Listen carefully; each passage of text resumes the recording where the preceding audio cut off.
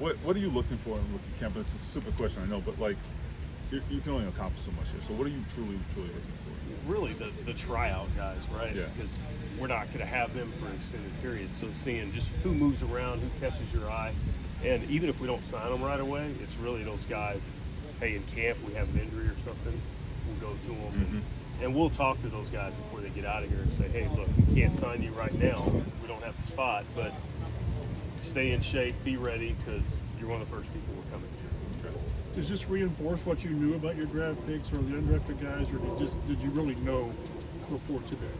I think nothing surprising. Yeah, I think we knew before today, Yeah. and you don't want to put. I mean, you guys watched it. It's not a lot, right? So we don't want to.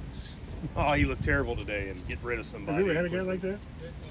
Well, I mean, you look around the league. There's some teams that cut guys already. I mean, there was a kid that got cut by one team and claimed by another, but sometimes that might have been something like maybe he showed up just extremely out of shape or something like that. Right. Or they had someone they just were really excited about out of that tryout group, and maybe that kid was going to another mini camp, so they're like, we got to sign him before he goes somewhere else and gets signed. So isn't this more the value as an orientation for the rookies? To Yeah. get here and know where things are before they're thrown into with the vets. I think that's exactly right. I think, like I always say, and we kind of joke about it, like, this is more for the coaches than us, right? So when these guys start the off season, when they come back for camp, I mean, I'm talking really the whole off season program, is so when they hit camp, they can hit the ground running. They're not doing basic day one install. They kind of have a rudimentary knowledge, I guess, of what to do, where to line up, what techniques, what all the terms mean, so when we get there, we're not just starting from scratch. How do you guys find a guy like, I'm not sure how to say his last name, but Maximilian, the big German tight end? Yeah, well, he was at Syracuse, and our college scouts had what would equate to PFA, priority for degree on him because he's a good blocker, and then the pro guys look at those guys too, and after the draft, I hadn't seen him until that point, and like, who do you guys want at tight end? And they stack it. So that's where we want to go, right there. The surprising thing is just, I think it's like 6 or 7 career catches. Yeah, no, it's primarily a blocker, which those guys are hard to find now too. As you go back to night one of the draft, just kind of walk us through what you were seeing when Loveland goes 10 and how the next 20 minutes or so played out for you guys. Well, at that point, we knew we had a chance of one. Because for a long time, we thought, back in the fall, okay, that's going to be a guy we have a shot at.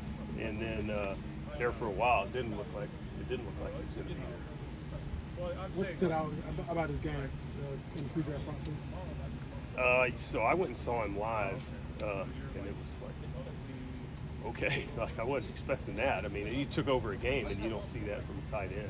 I mean, he was handing it to him, he was throwing the ball, blocking. I mean, he just could do a lot of different things. Do you remember which game?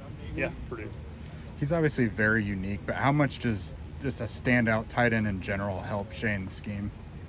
They're like you can just do so many different things with them. You can line them up at different spots. I mean, you can do things where you create matchups with the defense, like you're in 12, but if the guy can move around like he can, you're kind of really in 11, And then on the flip side, if they go little people and nickel, now you got a bigger man that can block. I mean, it puts stress on the defense and who they're going to put out there to match up.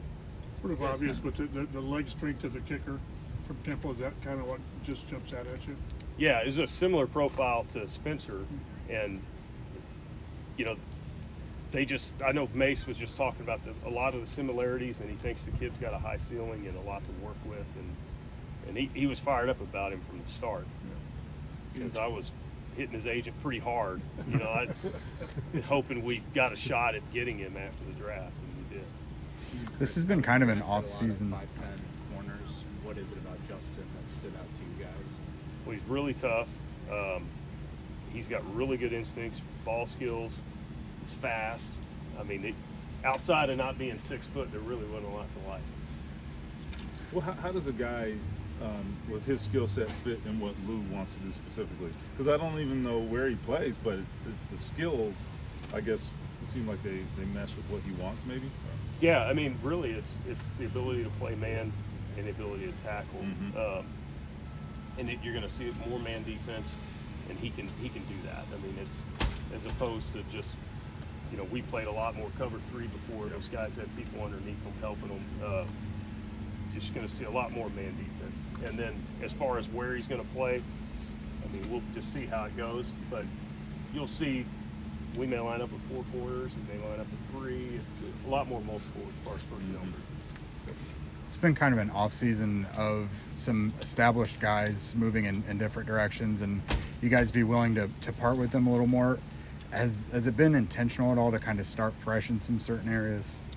I don't know if it's always starting fresh. Sometimes you just run out of money. Yeah. That's part of it. Yeah. Makes sense. I mean, there's some guys we hated to see go. Fries and Dio kind of flat cashed out in. couldn't afford to keep everybody. Yeah. You know. What's it about DJ Giddens? We were talking to him about his journey to the NFL. But Yeah. I was a little surprised at myself that he was there in the 5th round. Yeah, he's a good player. He's got kind of a real smooth, unique way of making you miss. He's really tough, and he catches the ball really well. He was a guy like Todd and Tyler went in there, and I hadn't heard a lot about him going into February meetings, and then we watched him in there, and he's just one of those guys that keeps growing on you. He's big enough that he can help out on special teams, and that's always when you're talking about running backs. Like if they're not the starter or the for sure second guy right away, like they got to be able to do something else to get dressed, and he's got enough size to do that.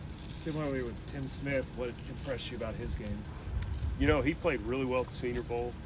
He uses his hands well. He's strong, and he just, you know, this year against bigger opponents, like the LSU game was really good. I'm trying to think of the other one that I watched. I know that one for sure. He stepped up in the biggest games and probably had his best year of his career down there. You've been here, obviously, with Chris the whole time. Mm-hmm. Do you feel pressure to win more, for lack of better way of putting it? Well, we all want to win. Yeah, that's what we want to do. But I don't know if I think you feel pressure whether you're winning or not. You know, it's just part of the job. Like you can't. I don't know. I don't like get stressed that way. Like we're either going to do good or they're going to fire us, and that's what we signed up for. So I think you feel pressure. I mean, I think back. I mean, when I was in Seattle, we were winning a lot there, but the pressure was you got to keep doing it.